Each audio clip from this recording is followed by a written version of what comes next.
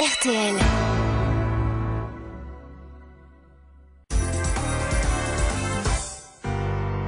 Le vendredi, c'est le jour du poisson, alors nous parlons télévision. Cette semaine sur M6, vous avez pu voir l'inventeur de l'année, Pierre Bellemare, en tant que spécialiste des objets. Commentez-nous les résultats. Tout d'abord, notons que certains inventeurs farfelus proposent des gadgets totalement inutiles. Nous apprenions en effet dans le Parisien qu'un hurluberlu avait conçu une pilule pour parfumer les paix. Alors, à quoi ça sert de péter si ça sent pas la merde? Mais parmi les inventeurs célèbres, nous avons Nicolas Sarkozy et son scooter qui revient tout seul, Bertrand Delanoë qui a inventé les embouteillages de nuit dans Paris, Frédéric Tadei qui a inventé l'émission qu'on ne regarde jamais, Diams qui a inventé la chanson sans texte et Carla Bruni qui a inventé la chanson sans voix. Nous avons aussi en magasin Nicolas Hulot qui a inventé le candidat qui ne se présente pas et enfin Ségolène Royal qui n'a rien inventé, même pas l'eau chaude. Jean-Marie Le Pen, vous avez l'air tout guiré. Jawohl. Ich bin content. Figurez-vous que jeudi soir, en prime team, je traduis à l'heure de la soupe, n'est-ce pas? Je suis l'invité principal de Madame Chabot dans l'émission À vous de juger. Afin de distraire, n'est-ce pas, un peu l'auditoire de cette émission pas trop compassée, j'ai décidé de pousser la chansonnette gaillarde, qui fait d'ailleurs, n'est-ce pas, un franc succès dans tous mes meetings arrosés. Eins, zwei. Biroute par-ci, biroute par-là, ça fait du bien où ça passe. Biroute par-ci, biroute par-là, salope, tu aimes bien ça? Vous en voulez encore, Madame Chabot? Oui. La pine nos cons, la pine nos culs, elle est vraiment dégueulasse. Pinocchio, Pinocchio, nom de Dieu que c'est bon. Si avec ça, j'ai pas mes 500 signatures... Michel Drucker, demain soir, vous êtes en direct de Bordeaux pour Tenue de soirée. Ça va être magnifique. En direct, on va encore prendre 1 heure de retard, c'est pas grave, il y a Ruquier après. Parmi mes invités, un nouveau comique au parcours étonnant. Il est magnifique, il est de Bordeaux, il a fait l'ENA, il a fait des conneries et maintenant il en raconte. Je vous demande d'applaudir monsieur Alain Juppé. Salut les connards, putain, il y a de l'ambiance ici. Alors maintenant, Alain, est-ce que t'aurais pas une bonne blague de derrière les fagots à nous raconter? C'est ma spécialité. Alors celle-ci, elle est un peu spéciale. C'est 2 grands-mères de paysannes qui sont en train de racler des patates avant de les éplucher. Ça commence bien, je crains le pire. Et il y en a une qui dit à l'autre, tiens, celle-ci on dirait les couilles du Lucien. Ah bon, elles sont aussi grosses? Non, aussi sales. Magnifique.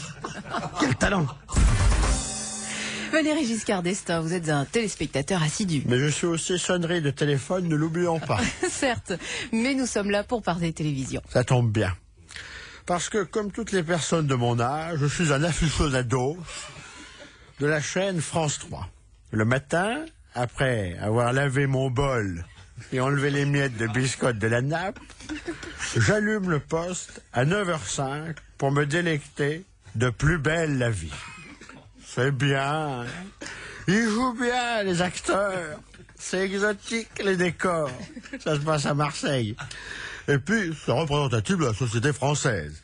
Il y en a pour tous les goûts. Il y a des PD, un cafetier, une petite salope, une vieille salope, des jeunes qui savent pas parler. Pour le matin, c'est bien, ça fait pas mal à la tête. Ensuite, pause pipi pendant la réclame. Et la matinée se corse. Rediffusion de Dallas. Dallas, ton univers impitoyable. C'est amusant parce que JR, avec ses coups tordus, il me rappelle un peu Chirac. À 10h25, je profite de bon appétit, bien sûr, du joyeux Rebuchon, pour me préparer mon tapioca du midi. À 10h50, c'est mieux le matin. C'est pas ce que me dit Anémone. Midi, tapioca. C'est pas une émission, hein, c'est ce que je mange. Avec des boudoirs, c'est bon. Ensuite, je lave mon assiette, mes couverts et mon verre, et je suis fin prêt à 13h pour 30 millions d'amis collectors. C'est beau, 30 millions d'amis collectors. On dirait la photo du calendrier des postes qui bouge. Les chatons dans le panier, les chiens sur le canapé, le cheval dans la jument, c'est beau. Et là, au générique de fin, je ferme les persiennes, je coupe le téléphone, je mets mon veston d'intérieur en pilou, et je suis fin prêt pour Derrick, avec le toujours sémillant Horst Tappert, et sa coiffure impeccable. Et là, je vous narre le résumé de l'épisode de mardi qui me fait déjà saliver sur mon pyjama rayé. Alfred Eckel, commissaire à la police criminelle Gauchebourg, demande de l'aide à son vieil ami et collègue Derrick pour un problème personnel. Sa femme, Agnès, l'a quitté pour Ingo Donat, un propriétaire de bar au casier judiciaire bien rempli. Et qu'elle, qui avait contribué à son arrestation, craint d'être victime d'une vengeance. Ça va être bien, il va y avoir de l'action.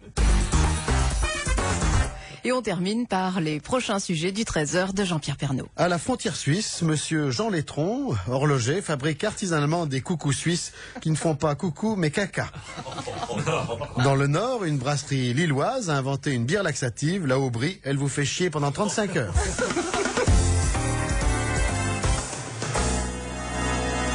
Le Grand Juron, c'est du lundi au vendredi à 18h30 et rediffusion le lendemain 9h20.